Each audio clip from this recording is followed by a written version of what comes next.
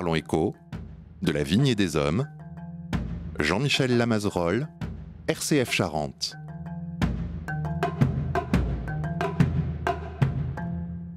Bonjour à toutes et à tous, bienvenue dans De la Vigne et des Hommes, en plein cœur de Cognac, à l'hôtel Chémonet, maison prestigieuse maintenant de Cognac.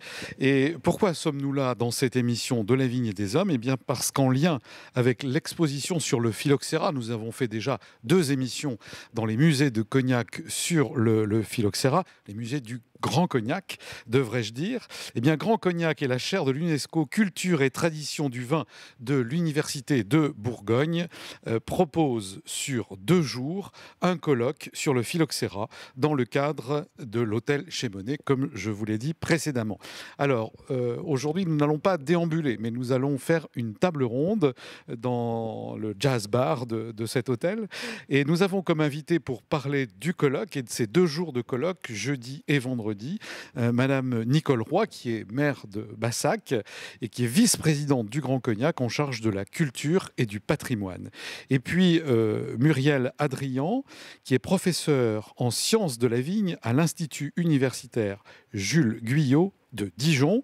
Monsieur Gilles Bernard, qui est agrégé de géographie, entre autres, vous verrez qu'il a d'autres titres, et président du GREC, qui est le groupe de recherche et d'études historiques, qui est cognacais. Et puis Joël Rochard, qui est viticulteur et journaliste spécialisé à la revue des œnologues. Bonjour à vous toutes et à vous monsieur, pour cette émission. Madame Nicole Roy, on est ravis de vous accueillir à nos micros d'RCF. Et est-ce que vous pourriez nous dire la genèse de ce colloque sur le phylloxéra en lien avec le Grand Cognac? Tout à fait. Donc ce colloque est, on va dire, l'aboutissement naturel et le lien qui nous ramène vers cette formidable exposition que nous avons mis en place donc, dans nos musées, comme vous l'avez dit, jusqu'au 31 décembre. Donc cette exposition sur le phylloxéra, alors c'est un sujet grave, on va dire, qui a montré que voilà qu'on pouvait se sortir de n'importe quelle situation, n'importe quelle crise. Nous avons voulu cette exposition ambitieuse et innovante, parce que il y a eu beaucoup de choses dites sur le phylloxéra, mais il n'y a jamais eu d'exposition ni de colloque, je crois, sur ce sujet-là. Donc c'est pour ça que je vous dis que ce colloque est vraiment l'aboutissement de... Alors, il y aura des actes qui seront publiés donc pour vraiment laisser une trace de ce colloque. Alors, comme vous l'avez dit, on a aussi un formidable partenariat avec la chaire UNESCO. Ça, c'était important parce que vous allez le voir pendant le colloque. On a quand même beaucoup de sommités qui sont là, des professeurs, des maîtres conférenciers, des chercheurs, Donc ça va être 2 jours intenses et importants. Et ce qu'on voulait montrer aussi, c'est que face à cette crise, justement, il y a une formidable résilience qui s'est mise en place justement pour sortir du monde viticole. Et on sort, non pas tout à fait, du Covid, qui est une autre pandémie. Voilà. Alors, on n'en est pas sorti complètement, mais ça montre quand même qu'il y a de l'espoir, qu'on arrive forcément à sortir d'une crise, même si elle est importante. J'y pensais quand vous le disiez tout à l'heure, qu'on pouvait se sortir, et je pensais au Covid. On n'est pas tout à fait sorti, mais en tout cas, on ne vit plus enfermé. Voilà. Et pour avoir fait des émissions sur le phylloxéra, on a un peu, pendant longtemps, c'était un peu comme une honte finalement, cette histoire, on n'en parlait pas.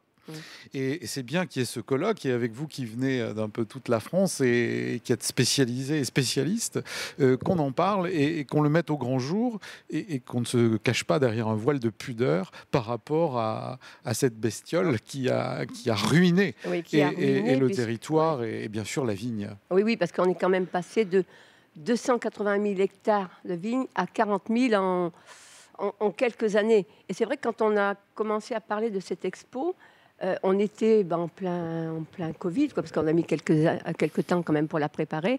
Alors donc on se disait, est-ce que vraiment c'est le moment de parler d'une aussi grande crise quand on est en train de traverser justement cette pandémie? Et puis on s'est dit, pourquoi pas? Alors c'est avant tout un grand côté scientifique, mais nous, cette expo, on l'a voulu avec un côté ludique quand même, parce qu'on reçoit des écoles qui viennent et qui sont, c'est très pédagogique, oui. et qui sont passionnés. Oui. C'est Donc, très il fallait visuel qu'il y ait un aussi. petit côté. Donc, c'est pour ça qu'on a fait appel à une scénographe. Voilà. Vous l'avez pas vu encore. Enfin, monsieur l'a vu, mais vous verrez. Il y a un petit côté quand même ludique, tout en gardant le côté sérieux et scientifique. Sérieux et scientifique, tout à fait. Bon, enfin, on a vu qu'il y avait des choses pas très scientifiques pour essayer d'éradiquer le phylloxéra en mettant des croix au camphre, aux pieds, oui, pieds tout à fait. des souches de vigne, etc. Comment on fait pour organiser un colloque? Comment est née l'idée avec Grand Cognac et avec les musées du Grand Cognac?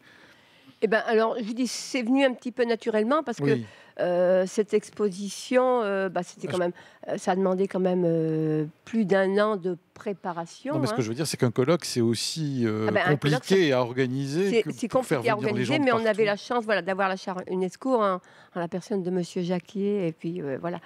Donc, tout ça s'est mis en place petit à petit. Mais on pensait on ne voyait pas finir l'exposition sans un colloque, sans laisser des traces, parce que... c'est important. Voilà, des traces importantes avec ces actes qui seront publiés et qui serviront soit aux étudiants, aux chercheurs. Ils seront mis à disposition, même peut-être vendus, mais ça c'est autre chose, à disposition d'un peu tout le monde. Bon, Madame Roy, vous avez le micro si vous voulez intervenir à un moment ou à un autre. Maintenant, je vais me tourner vers Madame, merci à vous, Madame Muriel Adrian. Donc, je le répète, vous êtes professeure de sciences de la vigne à l'Institut universitaire Jules Guyot de Dijon. Alors, vous allez nous dire un peu quelle est votre charge et comment vous êtes arrivé ici, puis ce colloque, comment vous vous inscrivez dans ce colloque. Bonjour à vous. Bien, bonjour à tous. Donc effectivement, alors on va dire que j'ai différentes casquettes en lien avec ma présence à ce colloque. Je suis tout d'abord enseignant-chercheur, vous l'avez dit, en sciences de la vigne, et je travaille finalement sur la santé de la vigne. Alors certes, pas avec le phylloxéra, avec des micro-organismes, mais je suis quand même bien sensibilisée sur les maladies auxquelles la vigne peut être soumise et la recherche de solutions pour les prévenir ou les guérir. Par ailleurs, donc au niveau de l'Institut universitaire de la vigne et du vin, je suis professeure, donc j'enseigne, et donc j'ai chaque année un public d'étudiants, dont certains de cette belle région, d'ailleurs. Tout à l'heure, avant l'émission. Bien voilà, nos enseignements intègrent la crise phylloxérique, bien sûr, puisqu'elle a quand même révolutionné la viticulture. Ça a été en quelque sorte, pour un certain, sous un certain angle, un avènement de la viticulture moderne, avec notamment le greffage qui a été réalisé et puis tout ce qui a été associé sur le déploiement du matériel végétal, la profession de pépiniériste, etc. De toute façon, on va découvrir tout cela au cours de ce colloque, et puis vous pourrez le découvrir au cours de l'exposition, bien sûr. Et puis, donc, je dirige l'Institut universitaire de la vigne et du vin. Donc, nous avons vraiment à cœur de préparer nos étudiants aussi à relever les défis de demain. Oui, j'allais dire, qu'est-ce que vous enseignez et quels sont les étudiants qui viennent chez vous? Voilà, donc alors, il y a différents domaines de formation, plutôt sur la vigne, sur le vin, sur le terroir, d'une façon générale. Et l'histoire, et en l'occurrence la crise phylloxérique, est quelque chose que nous enseignons parce que nous avons aujourd'hui de nombreux défis à relever. On a des crises graves, on a parlé de la crise Covid, crise sanitaire humaine, mais en viticulture, on a quand même l'évolution climatique, on a les problématiques de protection du vignoble. Là encore, on revient sur la protection du vignoble en lien avec la réduction des intrants.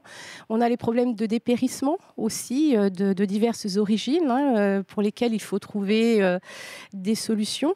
Donc l'histoire, ce qu'elle nous a apporté, ce qu'on peut en tirer sur des stratégies, comme ça a été le cas pour le phylloxéra, des stratégies collectives, pluridisciplinaires, et puis bien sûr des bagages techniques scientifiques pour pouvoir appréhender ces nouvelles crises. Et puis, dernière casquette, responsable associé de la chaire UNESCO Culture et Tradition du vin. Et il est clair que pour nous, voilà, quand nous avons été contactés pour apporter notre contribution à l'organisation de ce colloque, eh bien, voilà, nous ne pouvions qu'accepter avec plaisir au vu de l'importance du sujet. Et puis parce que ça s'intègre complètement dans les missions de la chaire, qui passe par la diffusion des connaissances sur la vigne et le vin, pluridisciplinaire, à l'international. Et clairement, le phylloxéra, ça a été une problématique internationale. Oui. Alors on a fait aussi, nous, des émissions sur la cicadelle dorée, etc. Enfin, il y a quand même beaucoup de choses. Comment se porte la vigne en France aujourd'hui? Alors la vigne en France, je le disais, elle n'est pas ménagée par les problèmes environnementaux, sanitaires, ce qui fait que ça amène beaucoup de questions. Je parlais du dépérissement du vignoble qui est présent, qui a amené là encore une stratégie, une démarche de stratégie collective et pas du tout individualiste pour essayer de gérer ce problème. Donc je pense notamment au plan national dépérissement du vignoble qui a été mis en place et qui mobilise beaucoup de personnes. Et puis voilà, en parallèle des initiatives qui sont plus régionales pour essayer de solutionner cette crise. On a également, je parlais, parce que la vigne doit être protégée. Là encore, c'est tout le problème de la santé des vignobles et de la protection du vignoble. On traite la vigne, mais comme nous, la vigne est un être vivant, elle peut tomber malade et quelquefois, voilà, on a besoin d'aller chez le médecin et à la pharmacie pour se soigner avec des médicaments. Voilà, donc voilà, la vigne est un être vivant, elle n'échappe pas à la règle, elle peut être malade. Et on essaie de trouver des solutions qui permettront de diminuer l'utilisation de pesticides et de pesticides de synthèse, mais il faut des solutions parce que la vigne tombera à nouveau malade. Donc par exemple, là, nous avons des programmes de recherche et là encore, j'insiste bien, pluridisciplinaires et fédérateurs. Et par exemple, je suis dans un programme ANR Vitae qui est porté par mes collègues bordelais, ANR financé par l'Agence nationale de la recherche. Voilà, c'est pour ça. Parce que donc voilà, avec mon collègue bordelais François Delmotte qui porte ce projet, et puis Hervé Hanin, voilà, Montpellier, Institut Agro Montpellier. Donc vous voyez, oui. C'est un autre exemple, le Bordelais, les Montpelliérains et les Bourguignons qui s'associent avec d'autres équipes pour essayer d'identifier des solutions, comme on l'a fait pour le phylloxéra. C'est vrai que le mot pluridisciplinaire, genre travail ensemble, revient toujours dans votre bouche, et c'est bien, et on peut le souligner. Alors l'importance, vous, d'être à ce colloque, c'est de rencontrer d'autres gens, de partager des savoirs, en tout cas de faire savoir, d'acquérir des savoirs, parce que je pense qu'on a toujours à apprendre, de partager des savoirs, bien sûr, et puis de revoir aussi ce problème avec un regard différent quelques années plus tard, avec de nouvelles connaissances. Je fais le parallèle avec certains articles scientifiques que je peux être amenée à lire. Quand je les lis 4-5 ans après, avec d'autres expériences, d'autres connaissances, d'autres acquis, voilà, je peux avoir d'autres idées qui germent. Mais donc voilà, partager, continuer d'apprendre, et puis voir quelles leçons encore on peut en tirer, leçons auxquelles j'aurais pas forcément pensé, qui pourraient me permettre de contribuer à mon modeste niveau à avancer dans l'identification de solutions pour les problèmes d'aujourd'hui et de demain. Bien, merci Muriel Adrian pour ce beau témoignage. Et puis, comme vous le disiez, c'est important que les écrits restent, comme disait Madame Nicole Roy, et puis avec du recul, retravailler avec ces sujets, se dire tiens, on en était là à ce moment-là. Alors, c'est une transition avec Monsieur Gilles Bernard, donc agrégé, je le disais, de géographie, et puis président du GREI, le groupe de recherche historique, d'études historiques. Alors, bien, bonjour à vous. Vous avez d'autres casquettes, vous l'avez dit. Bonjour, je vous laisse vous présenter. Oui. Mes études universitaires m'ont poussé vers la géographie historique, Et c'est un peu lié en tant que géographe. Je fus missionné il y a plusieurs décennies par l'Université de Bordeaux pour étudier le vignoble de Cognac. Et après avoir étudié l'économie, les terroirs, il était intéressant pour comprendre ce qu'est venu ce spiritueux unique au monde, de connaître un peu son passé qui méritait en effet une approche très importante. Et pour pénétrer au cœur du sujet, nous en avons profité pour fonder une association avec le maire de Segonzac de l'époque, qui s'appelle en effet Le Grès, qui nous a permis d'avoir des contacts très précis avec le monde viticole et puis en plus les archives familiales.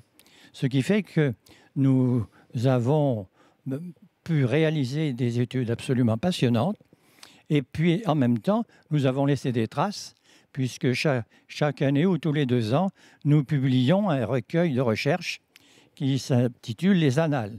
Nous en sommes arrivés maintenant au numéro 37. Alors, il est certain que le phylloxéra joue un rôle important dans cette recherche, parce que ce qui fut intéressant pour nous, c'est que le cognac pouvait disparaître. Absolument. Étant donné que les surfaces viticoles ont été très réduites, en plus les productions de vin étaient de très très mauvaise qualité, et finalement il a fallu se retourner vers les productions de cognac, mais passées. Et en même temps, on a largement découvert l'intérêt du vieillissement, puisque ces vieilles eaux de vie étaient bien meilleures que les nouvelles que l'on faisait. Et puis, il y a aussi la concurrence. Parce que dès que le cognac, en effet, perd pied, il y a plein de producteurs extérieurs qui sont prêts à le remplacer. Alors, il faut savoir aussi qu'on a quand même eu, en Poitou-Charentes, le premier fabricant d'alambic de France, qui s'appelait Jean-François Caille. Et lui, il bichonnait les paysans en disant « Quand on a une crise agricole, la solution, c'est de valoriser leur production. » Et lui, comme il était un grand producteur d'alambic, eh bien, il disait tout simplement on va, à partir du grain, produire des alcools, mais c'est encore mieux avec la betterave à sucre, puisqu'il était très implanté également dans le nord de la France. Alors, ce fut une période très troublée, où pendant des décennies, on ne savait pas trop où on allait, mais finalement, la chance, c'était aussi d'avoir des négociants à cognac, qui avaient des stocks importants, et puis peut-être dans un instinct de survie, ils se sont beaucoup investis pour essayer de résoudre cette question du phylloxéra, et en particulier de financer des missions aux États-Unis. Donc, vous voyez, c'est un sujet très important. Et puis, on doit surtout à Jim Hennessy, qui a réussi à faire une coalition au niveau français entre les producteurs d'eau-de-vie de vin contre les producteurs industriels d'alcool. Et tout ça, ça s'est passé en 1909, en particulier à l'Assemblée nationale, où il a su fédérer donc ces différents députés qui finalement ont obtenu le décret de 1909, qui est fondateur pour la protection de l'appellation cognac. Et c'est le début d'une nouvelle aventure, parce qu'on parle encore du phylloxéra. On parlait de la dernière pandémie, qu'on maîtrise peut-être que moyennement. Oui. Mais le phylloxéra est toujours là. C'est ça, oui, il est toujours là. C'est important que vous le disiez. Oui. Donc, il est toujours là. On a bifurqué vers les États-Unis pour avoir pour greffer. Voilà, parce il se trouvait qu'en Amérique, il y avait des vinifères qui à la fois résistaient au phylloxéra et d'autres qui étaient touchés. Donc, on a réussi à contourner, maîtriser imparfaitement. C'est ça. Bon, ben écoutez, en tout cas, on sent l'utilité, évidemment, de, là aussi, noter, aller dans l'histoire, aller au cœur des familles, qui n'est pas si évident, vous le disiez, et noter que la géographie a à voir avec le territoire et bien sûr avec cette appellation. Et aussi, c'est important de savoir que si jamais on baisse la garde, eh bien, on est prêt à être mangé au niveau de la concurrence. Il faut savoir que dans les communes du Cognacet, les communes ont pu perdre jusqu'à 30% de leur population.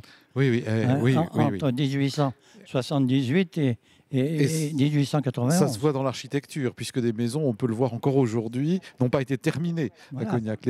On a fermé les ouvertures prévues parce qu'on n'avait pas l'argent pour continuer la maison. Voilà. Mais en revanche, le prix des eaux-de-vie avait été multiplié par 4. Ah oui, voilà. Ceux qui avaient des stocks, évidemment, se sont retrouvés avec des moyens financiers presque inconnus.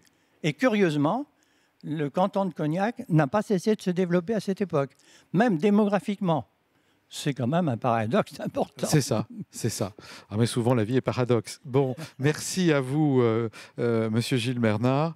Je voudrais maintenant, puisqu'on parle d'histoire, de terroir, etc., il est bon qu'il y ait des journalistes spécialisés. Et puisque vous êtes, Monsieur Joël Rochard, viticulteur, mais journaliste donc spécialisé dans la revue des œnologues, on est ravis aussi de vous accueillir pour cette table ronde et votre présence au colloque, votre revue.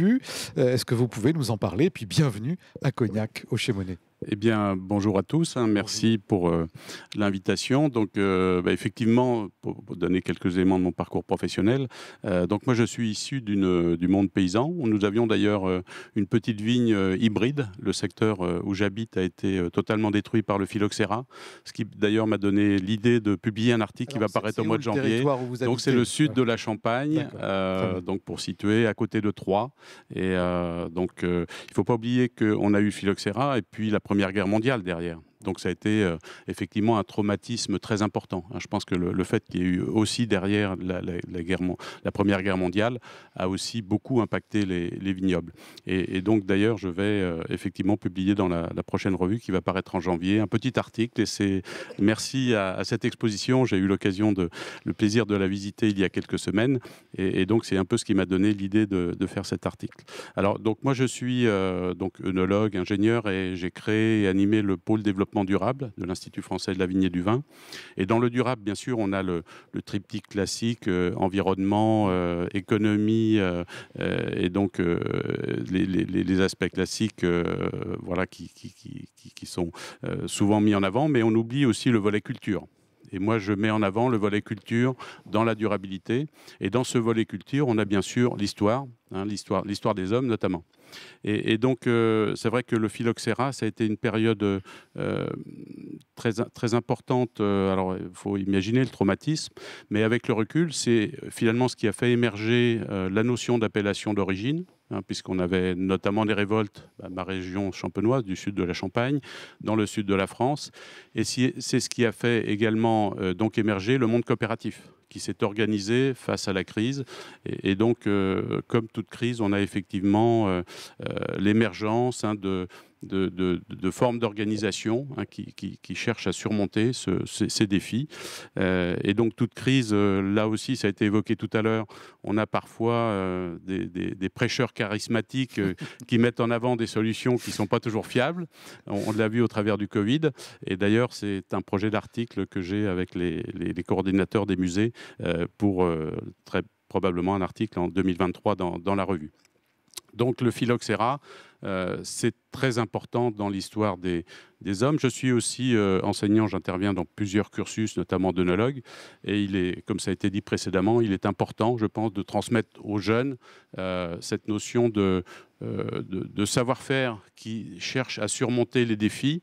Et savoir-faire, c'est un sujet pour moi important. J'ai écrit il n'y a pas très longtemps un article sur le savoir-faire qui est valorisé par ce qu'on appelle le patrimoine UNESCO immatériel, avec notamment le savoir-faire des cuves, des Gvéry en Géorgie, d'autres savoir-faire dans le monde. Et je pense que le cognac aurait toute sa place dans ce savoir-faire mondial. Et donc, c'est important de souligner que pour surmonter les crises, pour avoir une forme de résilience, eh bien, il faut à la fois valoriser le savoir-faire au travers de la recherche et au travers de l'organisation. Bien, écoutez, ça va être la fin de notre émission et on vous écouterait encore longtemps. Et on sent bien, vous tous, que vous avez eu à enseigner et que vous enseignez encore aujourd'hui. Le mot culture, vous l'avez dit, est important pour vous parce que c'est une belle passerelle dans tout ce que nous faisons d'ailleurs.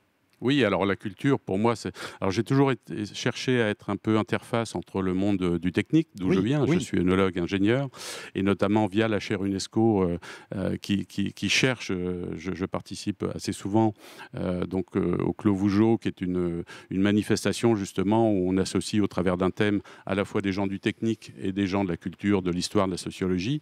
Et ça me paraît effectivement très important dans la période que nous connaissons et que vont connaître nos petits-enfants, pas simplement sous l'angle viticole. Et donc, il faut effectivement mettre en avant ce côté culturel, ce lien entre les hommes.